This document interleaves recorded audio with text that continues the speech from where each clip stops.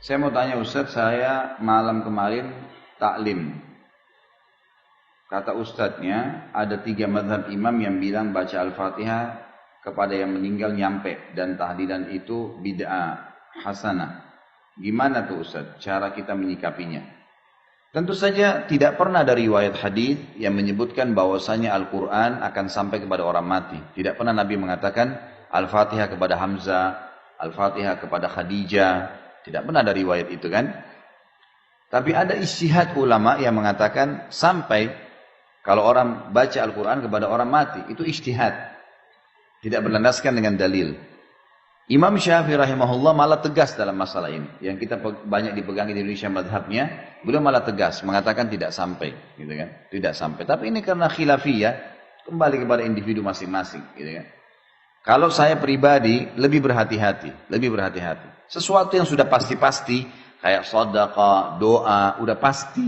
Boleh kita kerjakan. Sesuatu yang belum pasti, minimal tidak ada dalil khusus menjelaskannya, maka sebaiknya kita hindari. Kan itu. Allahu a'lam. Itu yang saya tahu. Kemudian kalau masalah dikatakan bid'ah hasanah, istilah bid'ah hasanah tidak semua juga ulama mengatakan itu. Bahkan Nabi SAW mengatakan kullu bid'atin dhalalah. Semua bid'ah itu sesat, kata Nabi SAW. Itu sabda Nabi, bukan kata saya. Kalau ada yang mengatakan bid'ah hasanah, maka berarti itu ijtihad, gitu kan? Itu ijtihad. Ya semoga saja kita lebih baik kembali kepada perbuatan yang disunnahkan. Ya. Karena perintah yang ada ibadah yang ada perintahnya terlalu banyak. Lalu untuk apa kita buat ibadah yang tidak ada perintahnya gitu?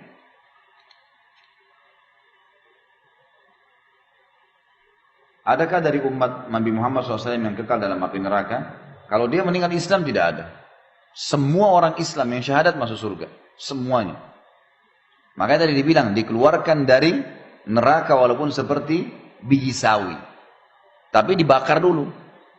Asal dia tidak batalin keislamannya ya. Ada pembatal keislaman seperti dia murtad, dia berbuat kemusyrikan, dia munafik, pura-pura Islam, muslim, tapi lain. Ini kalau dia murni ahli tauhid namanya.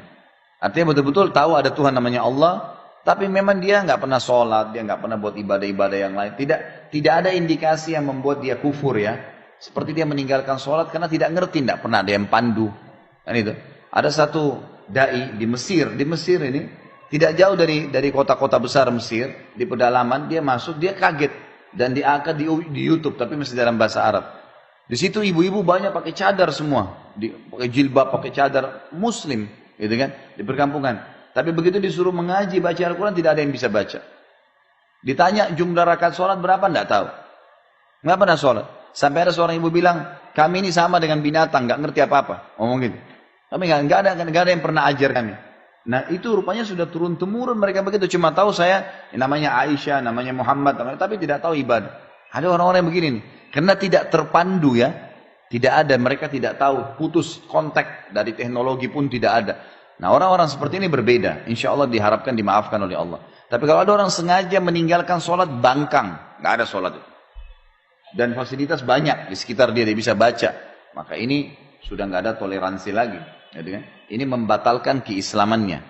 Batal keislamannya. Orang yang membangkang dengan sholat. Atau membangkang rukun-rukun Islam dan rukun-rukun iman. Nggak ada tuh. Nggak ada zakat. Nggak ada puasa Ramadan. Nggak ada haji. Bangkang. Beda dengan orang yang bermaksiat. Dia tidak mau kerjain hanya karena malas. Tapi dia tahu itu benar. Ini beda. Kalau yang membangkang itu sudah jelas nggak bisa masuk surga ini. Karena dia membatalkan keislamannya. Kan gitu. Membatalkan keislaman. Tapi kalau dia tidak membangkang insya Allah nggak masalah. Masih kemungkinan masuk ke dalam surga. Tapi jangan berharap di situ ya. Masuk surga lah dari awal gitu. Enak, nyaman. Dan satu kata kuncinya, patuh saja. Sekarang Bapak Ibu mulai sholat, mulai puasa, jujur, amanah. Jalankan semua yang baik-baik. Jadi istri-istri yang baik, suami-suami yang baik, anak yang bakti, orang tua yang baik sama anak-anaknya, baik sama tetangga, senyum dengan orang, bantu orang susah. Lakukan yang baik-baik. Patuh meninggal masuk surga. Gitu kan? Untuk apa kita pikir masuk neraka dulu? Susah itu. Ambil korek gas saja, bakar jari kita, korek gas kecil sudah panasnya luar biasa. Bagaimana kalau dibakar di neraka semuanya api? Itu parah sekali ya. Apalagi tidak ada kematian. Orang hangus-hangus. Bisa ngomong, kesakitan. Kita jelaskan kemarin masalah makanannya, masalah minumannya. Parah sekali. Minumannya nanah, darah, gitu kan. Air panas, timah mendidih, timah yang dicairkan. Untuk apa ini semua? Hanya untuk berzina sejam? Hanya untuk mencuri berapa juta? Untuk apa? Nggak ada manfaatnya gitu. Maka lebih baik lakukan ketaatan.